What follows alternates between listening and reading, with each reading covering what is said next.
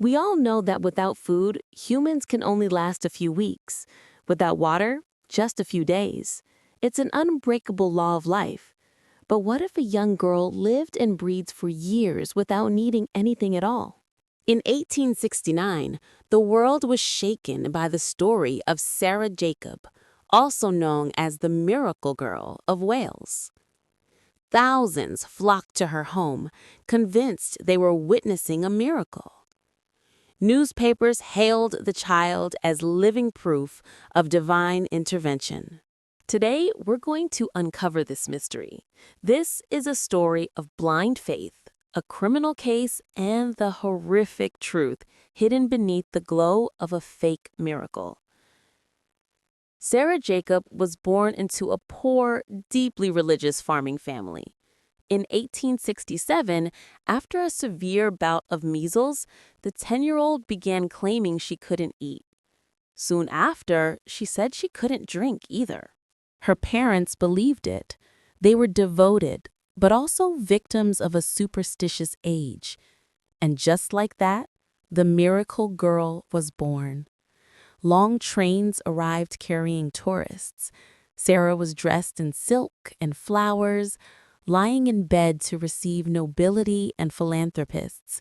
The Jacob family farm turned into a living shrine, and huge donations began to pour in. She was no longer just their daughter. She had become a national asset. While the public cheered, the scientific community frowned. To a doctor, this story was an affront to basic human physiology. How could a growing body survive without energy? Researchers like Professor Alfred Holland spoke out vehemently. They called it a hoax, a form of fasting fraud orchestrated for profit. This was no miracle. It was a lie wrapped in belief. To dispel the doubts, or to prove the miracle, an agreement was reached. Sarah Jacob would undergo comprehensive medical surveillance. The test was set. In December 1869, 4 professional nurses arrived from London. They were assigned to watch her 24 hours a day, 7 days a week.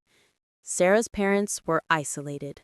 Not a drop of water or a crumb of food was allowed past the barrier of surveillance. This was the moment the miracle vanished. Day 1, everything seemed normal. Day 2, Sarah began to weaken noticeably. Days 3 and 4, her condition deteriorated rapidly. She was convulsing, her skin was dry, and her pulse was weak. The classic signs of severe dehydration and starvation.